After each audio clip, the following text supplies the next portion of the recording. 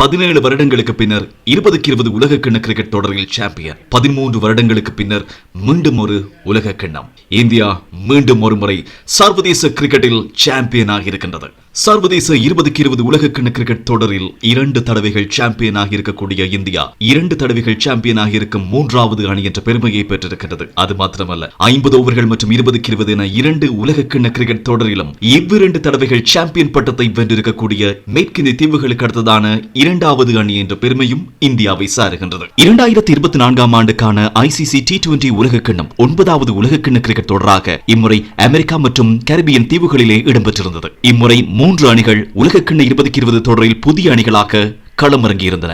Canada, Uganda மற்றும் America அணிகள். 20 அணிகள் 4 பிரிவுகளில் பங்கேற்ற இந்த ICC உலகக்கிண்ண 2020 தொடரில் முதல் சுற்றோடு இலங்கை, பாகிஸ்தான், நியூசிலாந்து அணிகள் வெளியேறியிருந்தன. 2வது சுற்றான சூப்பர் 8 சுற்றோடு மேற்கிந்திய தீவுகள், ஆஸ்திரேலியா ஆகிய 2 அணிகள் வெளியேறியிருந்தன. இம்முறை முதலாவது உலகக்கிண்ண தொடரிலே விளையாடியிருந்த அமெரிக்கா அணி சூப்பர் 8 சுற்றுக்கு முன்னேறியிருந்ததோடு பாகிஸ்தான் உள்ளிட்ட முக்கிய அணிக்கு சவாலாக அமைந்திருந்தது. ஆப்கானிஸ்தான் அணி இம்முறை உலகக்கிண்ண கிரிக்கெட் தொடரில் முதல் தடவையாக அரையிறுதி போட்டி வரை முன்னேறியிருந்தது.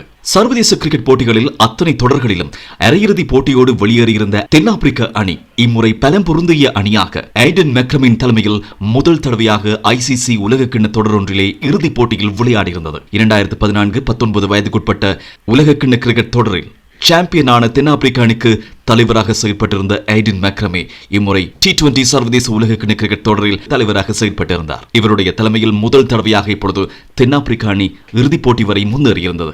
இன்றைய இறுதி ஆட்டமானது விறுவிறுப்பான போட்டியாக இந்திய மற்றும் தென்னாப்பிரிக்க அணிகளுக்கு இடையிலே இடம்பெற்றிருந்தது. போட்டி முழுவதுமே தென்னாப்பிரிக்காவுக்கான சாதகம் அதிகமாக காணப்பட்டாலும் கூட இறுதி 4 பந்து ஓவர்கள் டெப்த் ஓவர்களிலே ஹர்ஷ்தீப், ஹார்திக் பாண்டியா மற்றும் பும்ரா ஆகியோரினுடைய துல்லியமான பந்து வீச்சும் இந்தியாவினுடைய களத்தடுப்பும் இந்தியாவுக்கு வெற்றியை தேடி சாம்பியன் பட்டத்தையும் கொடுத்திருக்கின்றது. இறுதிப் போட்டியில் முதலில் துடுப்படுத்த ஆடியிருந்த இந்திய அணி 176 ஓட்டங்களை பெற்றுக் கொண்டது. 7 விக்கெட்டுகளை இழந்து ஆரம்பத்திலிருந்து விக்கெட்டுகள் வீழ்த்தப்பட்டாலும் கூட இந்த தொடர் முழுவதும் ஓட்டங்களை குவிக்க தவறிய இந்திய அணியினுடைய நட்சத்திரமான விராட் கோலி சிறப்பாக விளையாடி 59 பந்துகளில் 76 ஓட்டங்களை அணிக்காக பெற்றுக் கொடுத்திருந்தார். இவரை தவிர அக்சர் பட்டேல் 47 ஓட்டங்களையும், சிவம் துபே 27 ஓட்டங்களையும் பெற்றுக் கொடுக்க 177 என்ற வெற்றிகளுக்காக துடுப்படுத்த ஆட வந்த தென்னாப்பிரிக்க அணி குவிண்டன் டி காக் 39 ஓட்டங்களையும், ட்ரிஸ்டன் ஸ்டப் 31 ஓட்டங்களையும் பெற்றுக் கொடுக்க கிளாசன் அதிரடியான ஆட்டத்தோடு போட்டியின் போக்கை தென்னாப்பிரிக்கா வசம் மாற்றியிருந்தார். 27 பந்துகளுக்கு 52 ஓட்டங்கள், 5 சிக்சர்கள் உள்ளடங்கும். டேவிட் மில்லர் இறுதியாக 21 ஓட்டங்களை பெற்றிருந்த வேளையில் ஆட்டமிழந்திருந்தார். இவரை ஆட்டமிழக்க செய்த சூரியகுமார் யாதவினுடைய பிடியானது போட்டியின் போக்கை மாற்றியிருந்தது.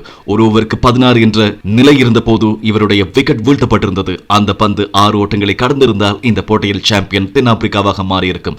களத்தடுப்பின் மூலமாக போட்டியின் போக்கை இந்தியாவுக்கு சாதகமாக மாற்றி அமைத்திருந்தார் சூரியகுமார் யாதவ். இறுதியில் இந்திய அணி 7 ஓட்டங்களினால் வெற்றி பெற்று 2வது முறையாக T20 உலகக்கிண்ண கிரிக்கெட் தொடரில் சாம்பியன் பட்டத்தை வென்றிருக்கின்றது. போட்டியின் நாட்டு நாயகனாக விராட் கோலியும் இந்த தொடரின் நாட்டு நாயகனாக பும்ராவும் தெரிவு செய்யப்பட்டிருந்தார்கள்.